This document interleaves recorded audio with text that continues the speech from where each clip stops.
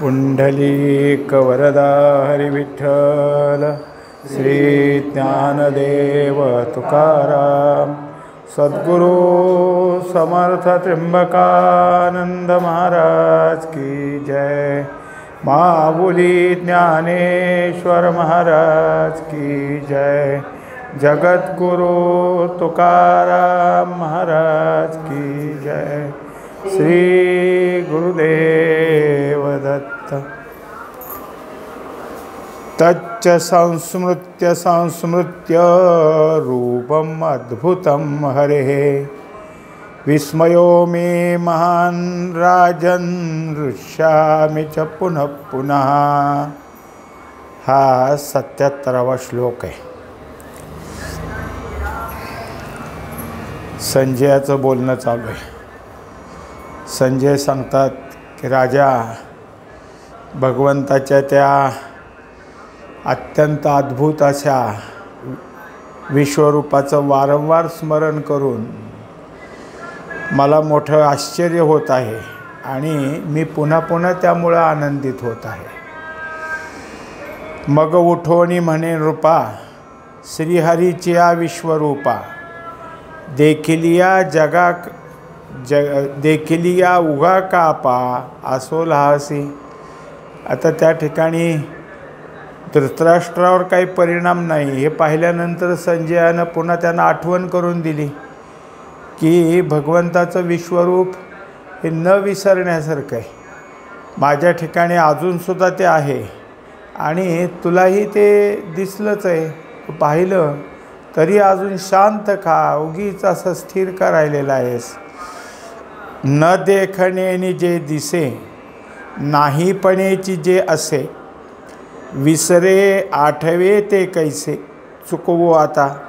आता जे विश्वरूप पाहण्याकरता आपले असे वरचे डोळे लागत नाहीत, तुला आता वर चर्मचक्षु नाहीत, तुला दिसत नाही, पण ही जी काही आहे विश्वरूपाचं दर्शन हे तुला डोळे नसतानासुद्धा दिसलंच आणि ते नाही असं म्हणता येत नाही। आहे आहेच, मग आता ते विसरायचं म्हणलं तरी विसरता येत नाही। देखोनी चमत्कारू कीजे तो नाही पैसारू मजही सकट महापुरून येत आहे।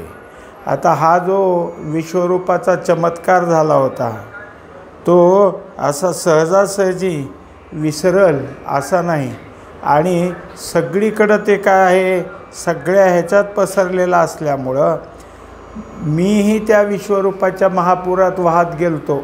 म्हणजे मग एकटा मीच नाही तर तू सुद्धा त्यातच होतास। ऐसा श्रीकृष्ण अर्जुन संवाद संगमी स्नान करोनी देतसे तिळदान अहंतेचे। तेव्हा हे जे काही झालेलं आहे गीतारूपी संवाद भगवान श्रीकृष्ण आणि अर्जुनाचा, जसं कुठल्या तरी पवित्रच ठिकाणी गेलं, तीर्थयात्रेला गेलं तर तिथं जे पितर असते ते पितराला आणि आपल्याला जे सोडायचं असतं त्यासाठी तिळदान करायचं असतं, तसं अहंतेचं तिळदान केलं। आता अहंकार काही उरला नाही। तेथ असंवरे आनंदे अलौकिकही काही स्पुंदे श्रीकृष्ण म्हणे सद्गदे वेळोवेळा। आता त्याला हे सगळं आठवून इतकं गहिवर आला, त्या ठिकाणी जो आनंद वाढत चालला तो त्याला आवरेना आणि मग काय झालं, स्पुंदन सुरू झालं। वरवर अगदी कंठ भरून आला आणि त्या स्पुंदनामध्ये संजयानं वेळोवेळा हे श्रीकृष्णा हे कृष्णा हे कृष्णा असं म्हणायला सुरुवात केली। या अवस्थांची काही कौरवा ते परी नाही म्हणोनी राये ते काही कल्पावे जवळ। तेव्हा आता हे सगळं आहे खरं, पण हा जो काही धृतराष्ट्र आहे त्याला त्याचा काही परिणाम नाही। तो जो आहे तो आपल्या असलेल्याच काय आहे की मूळ कल्पनेतच गुंतला आहे, त्यामुळं त्याच्या ठिकाणी काही फरक पडला नाही। तो आपल्या आपल्या ठिकाणी गुंतल्यामुळं हे सगळं संजयाचं पुढं चाललं आहे, तरीसुद्धा त्याच्या ठिकाणी त्याला काही त्याचं वाटत नाही। तव झाला सुख लाभू आपण पा करोनी स्वयंभू बुजाविला अवष्टंभू संजय तेणे. आता हा जो काही सुखाचा लाभ त्याला झाला होता, त्यामुळं हे जे अष्टसात्विक भाव उठून आले होते ते संजयानं आपल्या ठिकाणी जिरवले आणि मग आपलं जे काय आहे ते सावधपण तयार केलं. तेथ कोणी एकी अवसरी होवाई ते करुणी दुरी रावो म्हणे संजया परी कैशी तुझी गा. तेव्हा आता हे सगळं झालं खरं, पण धृतराष्ट्राला वाटलं आता ह्याचं काय चाललं आहे, म्हणून त्यांनी सांगितलं की आता ह्या अशा वेळेला तू हे सगळं असलं काय करत बसलायस, म्हणजे तुझं ते स्पुंदन ऐकू येतं आहे, तुझा घसा गहेवरून आलेला आहे, हे जे काही तुझं चाललं हे काय चाललं आहे. तेणे तू ते येथे व्यासे बैसविले कासे या उद्देशे अप्रसंगा माझी ऐसे बोलसी काही. तेव्हा आता त्याला आठवण करून दिली की तुला व्यासाने इथं कशासाठी बसवले, तुला काय काम सांगितलेलं आहे, आणि ते सगळं सोडून तो प्रसंग काय ते नाही आणि दुसरंच काहीतरी तो बोलतो, दुसरंच काहीतरी माझ्यापुढं सांगत आहेस. राणीचे रावळा नेलिया दाही दिशा मानी सुनिया का रात्री होय पहाले या निशाचरा.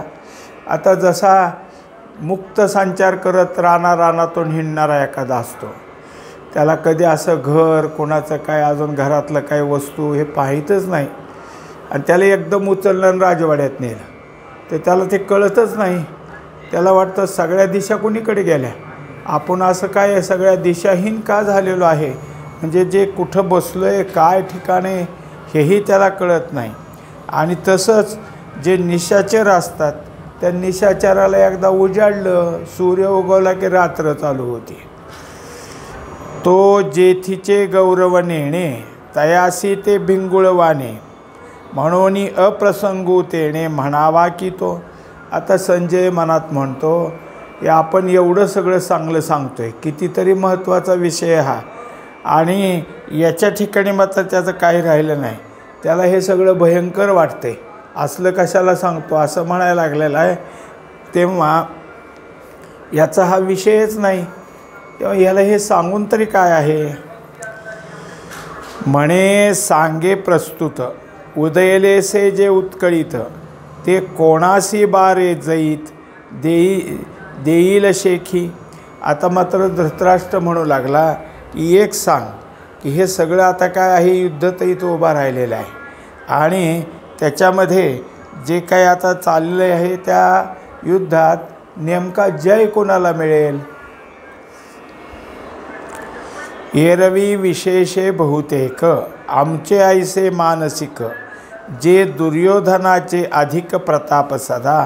आता मला मात्र असं वाटतं की म्हणजे माझ्या मनातलं तुला सांगतो की दुर्योधन आत्तापर्यंत खूप पराक्रम केलेले आहेत, शूर आहे तो, त्यामुळं निश्चित त्याच्याकडं विजय जाईल. आणि एरानी पाडे दळही त्याचे देवडे म्हणून जैत पुढे आणील नाते. शिवाय पाहायला जर गेलं तर पांडवाच्या सैन्याच्या 1.5 सैन्य कौरवाकडं, त्याच्यामुळं निश्चित विजय कौरवाचाच होईल. आम्हा तव गमे ऐसे मा तुझे ज्योतिष कैसे ते नेणो संजय असे ते तैसे सांग पा. आता ते झालं, माझ्या मनात काय आहे मी सांगितलं, पण तुझं ज्योतिष काय, तुला ह्यातलं काय समजून येतं आहे, म्हणजे नेमका कोणाचा विजय होईल असं तुला वाटतं ते सांग. यत्र योगेश्वर कृष्णो यत्र पार्थो धनुर्धरः तत्र श्रीर्विजयोर भूतिर्ध्रुवा नीतिर्मतिर्मम. हा 78वा श्लोक आहे, म्हणजे भगवद्गीतेतला हा शेवटचा श्लोक आहे. जसं सुरुवातीला प्रश्न विचारला गेला होता की धृतराष्ट्र उवाच की हे सगळं युद्ध ह्याच्यात काय होईल, त्या पहिल्या श्लोकाचं उत्तर आता या श्लोकामधून होतं आहे. आणि यावेळेस सांगतात की ज्या पक्षात भगवान योगेश्वर कृष्ण आहेत असा जो काही पक्ष म्हणजे कुठला जो काही कौरव आणि पांडव असे जे दोन पक्ष आहेत त्यातल्या पांडव पक्षाकडे भगवान श्रीकृष्ण असल्यामुळे आणि सगळ्यात महत्त्वाचं की ज्याचं नाव विजय आहे असा विजय प्राप्त करून घेणारा अर्जुनही तिकडंच आहे, म्हणून विजय, ऐश्वर्य, स्थिरता, नीती सगळं यांच्याकडंच प्राप्त होईल.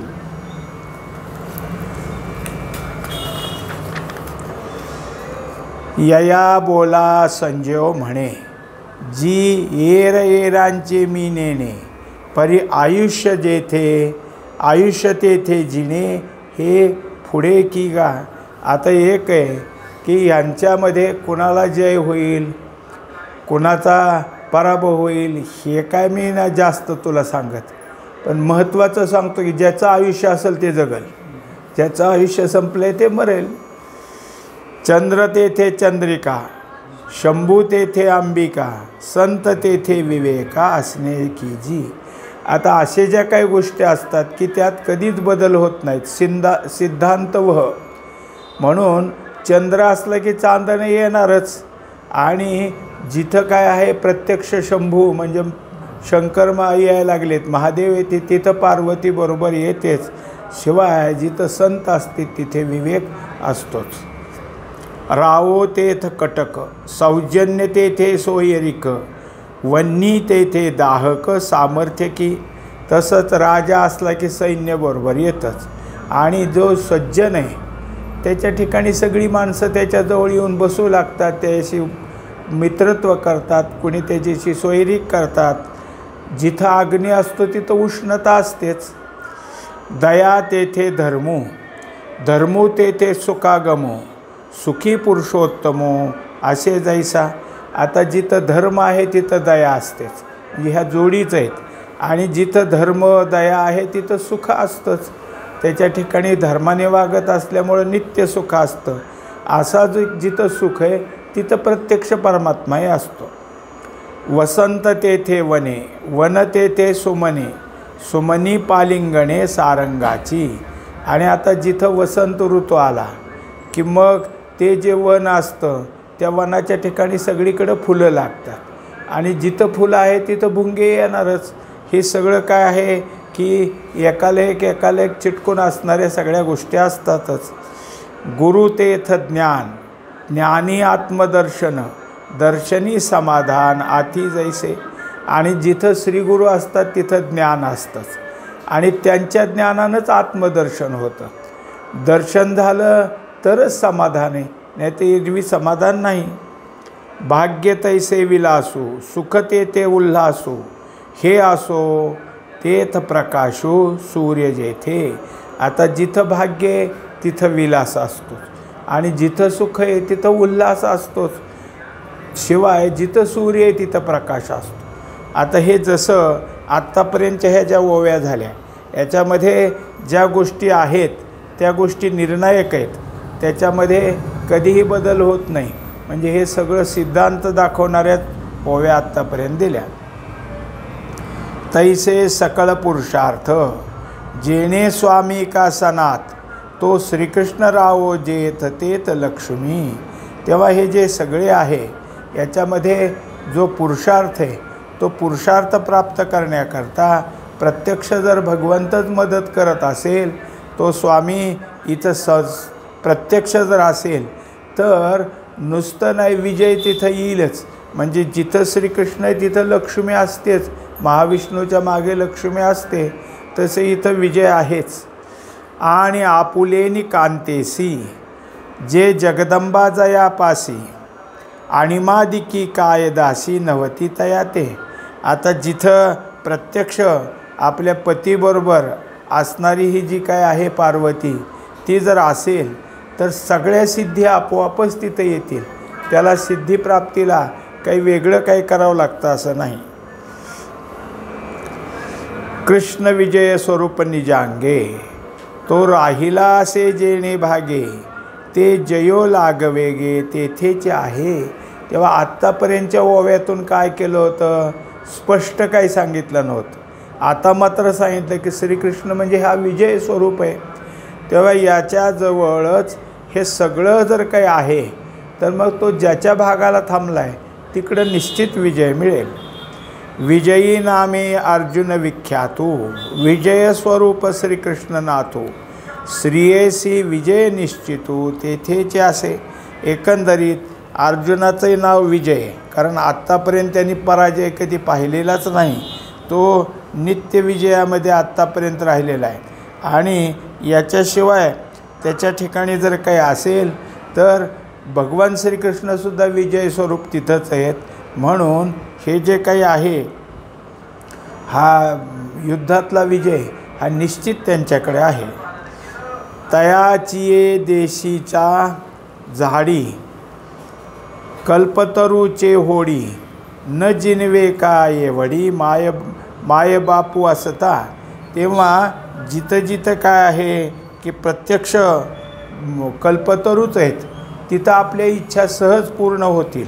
पण आता ह्या कल्पतरूला जे काही सगळं वाढवणारा किंवा त्याची ज्याचं अधिष्ठान आहे तर प्रत्यक्ष मायबाप असणारा श्रीकृष्ण जर याच्याकडं असेल तर मग निश्चितच विजय तिथं मिळेल.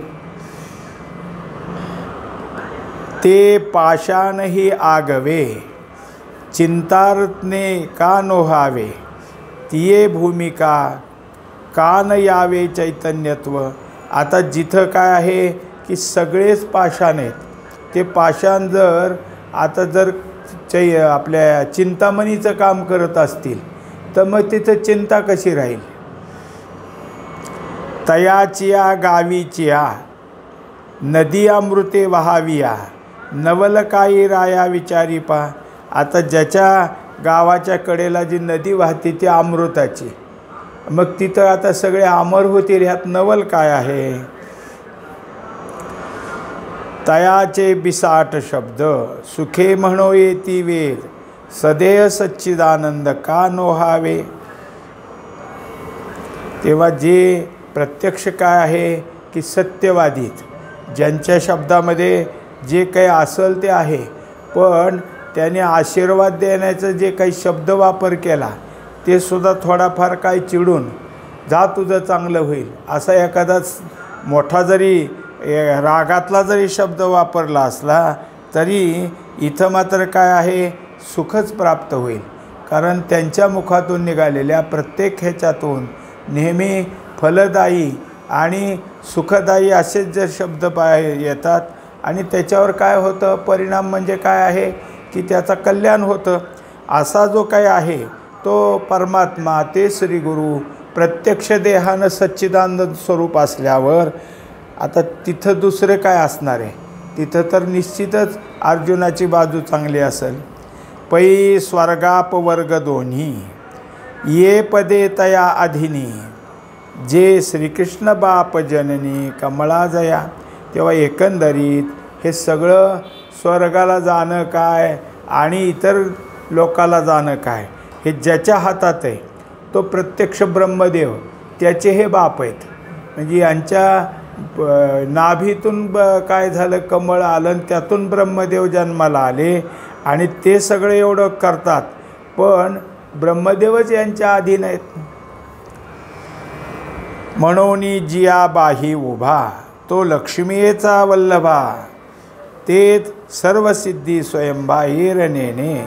तेव्हा जो स्वतंत्र अगदी काय आहे की अर्जुनाच्या बाजूला उभा राहिलेला आहे त्याची बाजू त्यांनी घेतलेली आहे आणि तो प्रत्यक्ष लक्ष्मीचा पती आहे. त्यामुळं त्याच्या ठिकाणी आता जर काही असेल तर सर्व सिद्धी सहज तिथं येत असतील आणि ते तिथं इथलंच कार्य म्हणजे जे अर्जुनाच्या बाजूचं आहे अर्जुनाचं जे पक्ष आहे तिकडचंच कार्य सिद्धीला जाईल. आणि समुद्राचा मेघू उपेगे तयाहोनी चांगू, तैसा पार्थी आजी लागू आहे ती. आता उदाहरण असं गंमतशीर दिलं आहे की समुद्रापासूनच मेघ तयार होतात, तेच पाऊस घेऊन येतात, पण समुद्रापेक्षा त्यांचाच फायदा जास्त असतो. समुद्र असून काय करायचं, मेघ आले पाऊस आला तर सगळ्या प्राणीमात्राचं सगळ्या सृष्टीचं जसं काय सुजलाम सुफलंता येते तसं भगवान आणि किंवा देवदेवता असूनसुद्धा प्रत्यक्ष ब्रह्म असूनसुद्धा त्याचा उपयोग होण्यापेक्षा अर्जुनाकडून हा सगळा व्यवहार होऊ शकतो. कनकत्व दीक्षा गुरु लोहा परिसू होय किरू परी जगा पोषिता व्यवहारो तेची जाणे. आता काय आहे की परीस लोखंडाला लागला की त्याच्यापासून सोनं होतं. म्हणजे सोन्याचं झालेल्या सोन्याचं गुरु कोण झाले? परीस. पण परीस काय विकता येतो काय? परीस कुठं व्यवहाराला उपयोगी? सोनं नेऊन विकता येईल, सोन्यापासून व्यवहार होईल. म्हणून परीसापेक्षा सोनं हे व्यवहाराच्या दृष्टीने महत्त्वाचं ठरलं. तेथ गुरुत्वा हो तसे ऊने ऐसे झणे कोणी म्हणे वन्ही प्रकाश दीपपणे प्रकाशी आपुला. आता त्यात झालं शंका घेतली की तुम्ही तर म्हणले गुरुलाच कमीपणा आणला. सगळं जर काय त्या गुरुपेक्षा त्याच्या पुढं असलेला शिष्य मोठा होतो असं जर म्हणत असेल तर मग काय? ते म्हणले तसं नाही. उष्णता म्हणजे विस्तव काय आणि दिवा काय, ह्याला मोठेपणा प्रकाशाशिवाय कुठे आहे? म्हणजे प्रकाश या दिव्याला काय करतो की आपल्या प्रकाशानं प्रकाशित करतो. तैसा देवाची या शक्ती पार्थू देवासीची बहुती परी माने ये स्तुती गौरव असे. तेव्हा भगवंताची जी शक्ती सगळी ती अर्जुनाला दिलेली देवत्वातून, त्यामुळं त्या ठिकाणी देवापेक्षा श्रेष्ठ होईल अर्जुन असंच देवाच्या मनात सगळं होतं. आणि पुत्रे मी सर्व गुणी जिणावा हे बापाशी राणी तरी ते शारंगपाणी फळा आली. आणि कुठेही कधी झालं तरी कोणत्याही बापाला आपला मुलगा आपल्यापेक्षा सरस व्हावा असं वाटतं. हे भगवंताला तसंच वाटलं. म्हणून त्याने अर्जुनाला जितकं काही श्रेष्ठ करता येईल तेवढं करण्यासाठी सगळं काही त्याला हे ज्ञान सगळं दिलेलं आहे. किंबहुना ऐसा नृपा पार्थू झालासे कृष्ण कृपा तो जयाकडे साक्षेपारी ती आहे. एकंदरीत हे राजा हा अर्जुन आणि त्याच्याकडं असलेली कृष्णाची कृपा, त्यामुळं मला निश्चित विजय हा अर्जुनाकडं असेल असं वाटतं. तो चिगा विजयासी ठावो ते तो तुझं कोण संदेहो येत नयेवरी वावो विजयोची होय. आता निश्चित तिकडं विजय होईल, ह्याच्यात तुला काय संशय आहे? संशय घेण्याचंही कारण नाही, कारण विजयाची बाजू कुणीकडं आहे हे स्पष्ट दिसतंय. म्हणून जेथ श्रीमंतो जेथ तो पांडूचा सुतो तेत विजय समजतो अभ्युदयो तेत.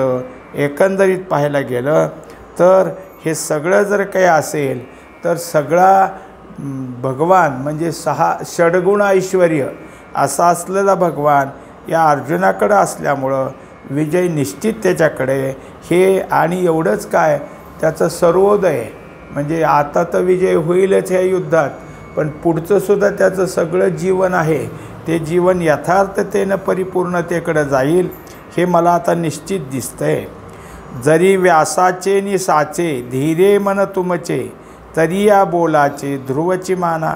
आता तुम्ही व्यासाने मला बोलायला सांगितले हे तुम्हाला सत्य वाटतं, मग आता त्यांच्याप्रमाणे मी जे काय सांगतो ते तुम्हालाही योग्य वाटावं असं मला वाटतं. जेथ तो श्रीवल्लभो तेत भक्त कदंबो तेत सुख आणि लाभो मंगळाचा. एकंदरीत प्रत्यक्ष भगवान जिकडं आहे, जो प्रत्यक्ष काय आहे भक्तांचा पाठीराखा भक्तवत्सल असा जो असणारा आहे तिकडंच सुख आहे, तिकडंच लाभ आहे आणि सगळे मंगलत्व त्याच बाजूला आहे.